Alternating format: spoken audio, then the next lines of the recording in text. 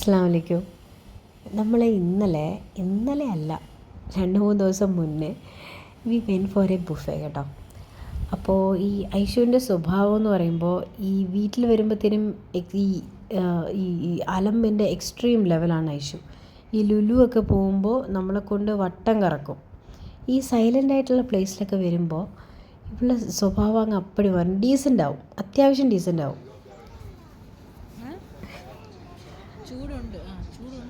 Coffee ചൂടുണ്ടോയെന്നൊക്കെ. പിന്നെ അവൾക്ക് കോഫിയേ പറ്റുള്ളൂ, ചായ ഒന്നും പറ്റില്ല, സാധാ ആഹാരമൊന്നും അവൾക്ക് പറ്റില്ല. ഉമ്മ കോഫി വേണം, ഉമ്മ ബർഗർ ഉണ്ടോ, ഉമ്മ സാൻഡ്വിച്ച് ഉണ്ടോ, പിസ്സ വേണം. ഇതൊക്കെ എവിടെ നിന്നാണ് ഇവൾ പഠിച്ചതെന്ന് എനിക്കൊരു ഐഡിയ ഒന്നുമില്ല. ഫോണിൽ നിന്നായിരിക്കും, വേറെ അല്ലാണ്ട് എവിടെ നിന്നാണ്.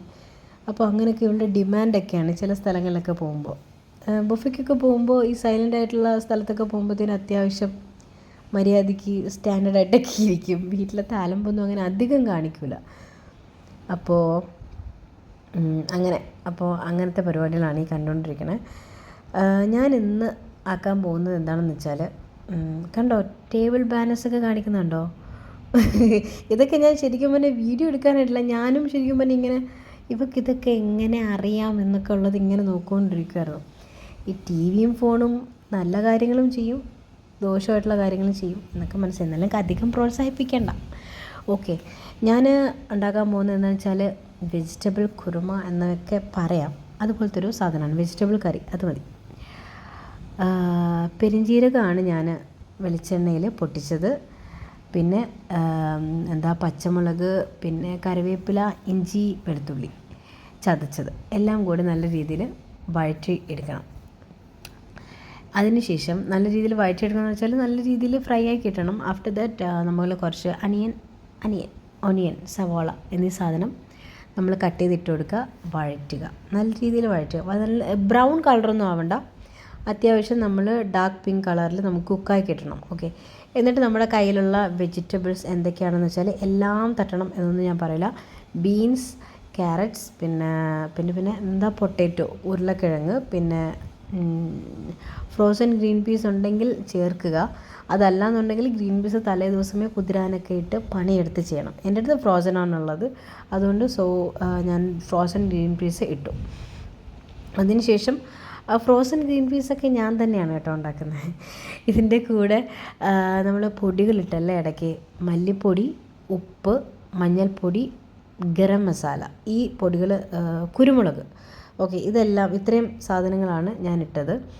എല്ലാം കൂടി ചേർത്തതിന് ശേഷം ക്ലോസ് ചെയ്ത് വെച്ച് കുക്ക് ചെയ്യുക. അതേസമയം നമ്മൾ ഇതിനോട്ട് ചേർക്കാനുള്ള അരപ്പ് തേങ്ങ ആൻഡ് കാഷ്യൂസ് നല്ല രീതിയിൽ അരച്ചതിന് ശേഷം കുക്കായ വെജിറ്റബിൾസിലോട്ട്, നേരത്തെ വെള്ളവും കൂടി ചേർത്തായിരുന്നേ, കുറച്ച് ചേർത്ത് കുക്കായ വെജിറ്റബിൾസിലോട്ട് ഈ പേസ്റ്റ് ഒഴിച്ചു കൊടുക്കുക.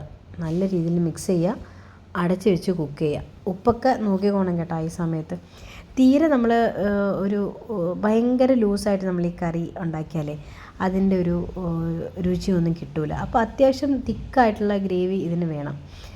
നല്ല ക്രീമി ടെക്സ്ചറൊക്കെ ആയിരിക്കും. കാഷ്യൂസും ഒക്കെ ചേർത്തത് കാരണം നല്ല ടേസ്റ്റൊക്കെ ആയിരിക്കും.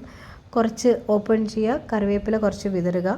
കറിവേപ്പില ഞാൻ ഇട്ടതിൻ്റെ കാര്യം എന്ന് വെച്ചാൽ മല്ലിയില ഇല്ലാത്തത് കൊണ്ടാണ്. മല്ലിയിലയാണ് ശരിക്കും ചേർക്കേണ്ടത്.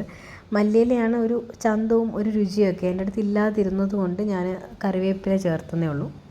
ബുദ്ധിമുട്ടൊന്നുമില്ല, ടേസ്റ്റിൻ്റെ കോംപ്രമൈസ് ഒന്നുമില്ല, നല്ല അടിപൊളിയായിരുന്നു, കുഴപ്പമൊന്നുമില്ല. നമ്മൾ വെജിറ്റബിൾ കറിയൊക്കെ ഇടയ്ക്കൊക്കെ ഉണ്ടാക്കണമല്ലോ എപ്പോഴും. പിന്നെ ഇവിടെ വെജിറ്റബിൾ കറി വെച്ചാലും മുട്ട പൊരിക്കണം. സുർജിക്ക് നോൺ വെജ് നിർബന്ധമാണ്. അപ്പോൾ അതായിരുന്നു നമ്മുടെ റെസിപ്പി.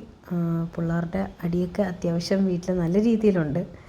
സമയം ഇന്ന് ഭയങ്കര പണിയുള്ള ദിവസമാണ്. എന്തൊക്കെയായിരുന്നാലും ഇതാണ് വെജിറ്റബിൾ കറി. എല്ലാവരും ട്രൈ ചെയ്ത് നോക്കണം. അസ്സലാമു അലൈക്കും, ബൈ.